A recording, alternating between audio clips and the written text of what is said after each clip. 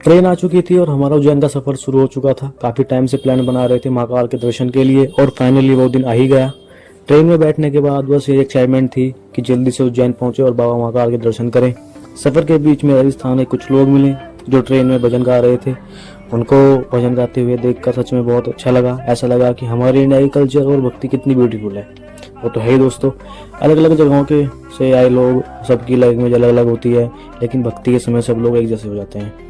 थोड़ी देर उनका भजन सुनने और फिर चढ़ने को एंजॉय करते हुए आगे बढ़े। रास्ते में नेचर के भी कुछ अच्छे व्यूज देखने के लिए मिले और देखते देखते हम लोग पहुंच चुके थे नागड़ा स्टेशन। नागड़ा स्टेशन में आपको बता दूं वो है जहां से हम किसी भी इंडिया की किसी भी कोने की ट्रेन पकड़ सकते हैं। सारी ट्रेनें इसी स्टेशन से होकर जाती हैं। यहाँ से हमें कोई ट्रेन पकड़नी थी उज्जैन के लिए, क्योंकि हमारा जो रिजर्वेशन था सिर्फ नागड़ा तक था। उसके बाद उज्जैन पहुंचकर सबसे पहले हमने रूम लिया, थोड़ा रेस्ट किया, फ्रेश हुए और फिर रेडी होकर निकल गए मंदिर के दर्शन के लिए। सबसे पहले गणेश जी के दर्शन किए, उसके बाद हम गढ़कालिका मंदिर गए और वहाँ दर्शन किए। फिर मंगलनाथ मंदिर पहुंचे और वहाँ भी दर्शन किए। मंगलनाथ मंदिर में आप सबको बता देता हूँ, मंगलनाथ मंदिर पूरे भारत में एक ही मंगल जी का मंदिर है जहाँ पर मंगल दोष की पूजा होती है और काल सर्प दोष की पूजा भी की जाती है। और उसके बाद हम सब निकल पड़े काल भैरव बाबा के दर्शन के लिए। लेकिन जैसे ही काल भैरव पहुंचे वहाँ की भीड़ देखकर दिमाग खराब हो गया। इतनी भीड़ देखी बस क्या ही बताऊँ। लेकिन ऐसा लग रहा था कि दर्शन होंगे या नहीं होंगे, कुछ समझ नहीं आ रहा था।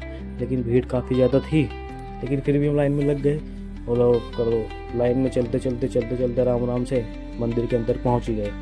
मंदिर के अंदर वीडियो बनाना अलाउड नहीं था, इसलिए अंदर की वीडियो या फोटो मैं नहीं ले पाया। तो दोस्तों लेकिन दर्शन का जो एक्सपीरियंस था वो काफ़ी अच्छा था। दर्शन के बाद हम रूम पर फिर वापस आए और थक चुके थे काफ़ी, इसलिए हम सब सो गए।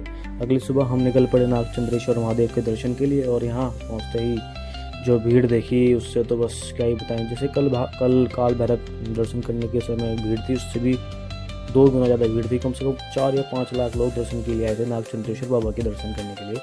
और नागचंद्रेश्वर मंदिर साल में सिर्फ एक बार खुलता है, सिर्फ 24 घंटे के लिए, वो भी सिर्फ नागपंचमी के दिन।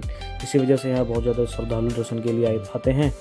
हम भी लाइन में लग गए, देखते हैं क्या होता है लाइन में। कम से कम हम सुबह 7 बजे लाइन में लगे और शाम को 5:30 बजे हमको दर्शन हुए। काफ़ी देर वेट करने के बाद फाइनली नागचंद्रेश्वर के दर्शन हो गए। उसके बाद हम बाबा महाकाल की शाही सवारी देखने का भी मौका मिला। और उज्जैन जैसे महाकाल के रंग में रंगा हुआ था। सड़कों पर बहुत सारे लोग थे, हर तरफ महाकाल के जयकारे सुनाई दे रहे थे। शाही सवारी को सामने से देखना मेरे लिए काफ़ी स्पेशल एक्सपीरियंस था, क्योंकि आज तक कभी कुछ ऐसा देखा नहीं था।